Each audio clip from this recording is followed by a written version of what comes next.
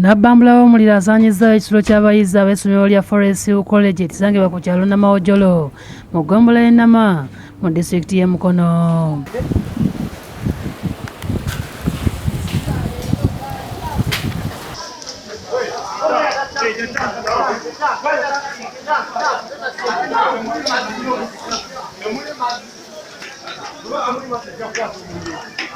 Ab'obulenzi abasula mu kisulo kino tewali kye bataasizza.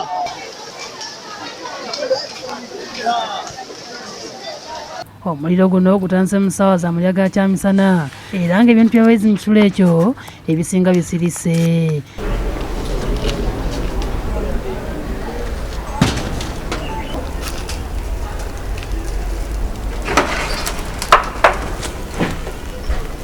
Abamu ku bayizi balabiddwako nga basobeddwa nga n'omusasi waffe watuukiddewo ng'ebitabo bikyateta. Kitegeddeko nti ekisulo kino kibaye kisulamu abayizi aba siniya ey'okusatu, siniya ey'okuna, siniya ey'okutaano wamu ne siniya ey'omukaaga era nga kibadde kyakamalirizibwa okuzimbibwa. Wabaddewo ddukadduka nga poliisi yagobagana n'abatuuze abadde bagezaako okubba amabaati era okukakkana ng'ekutteko basatu.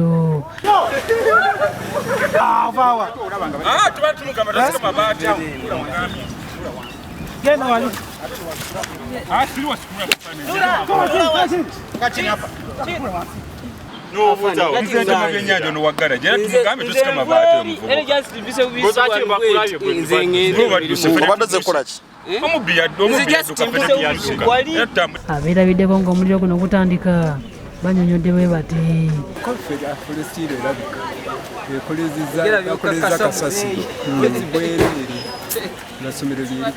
Twali tuza abachina bebalina bebookya kati ekifuutuse tugezebwa nga gufuutukeyo mu kizimbe mu ddomo y'abalenzi. Embeera eno ewaliriza minisita w'amatendekero aga waggulu Dr. Jesse Muyingo okusitukiramu okulambula essomero lino.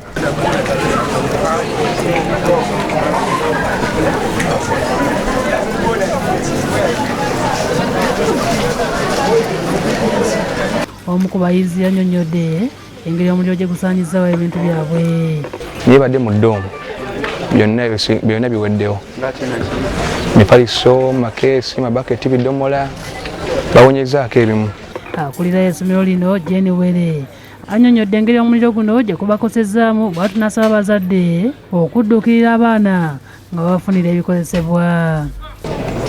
Tusaba abazadde bajje bakime abaana aba senior 3, 4, 5 ne 6 abalenzi olw'okuba tebalina ke basigazza nga bwe tweteekateeka ng'essomero okulaba nti bakomawo ku Mande. David Msika Lyankolo yakusakidde eggulu eno ku Lwabukedde TV.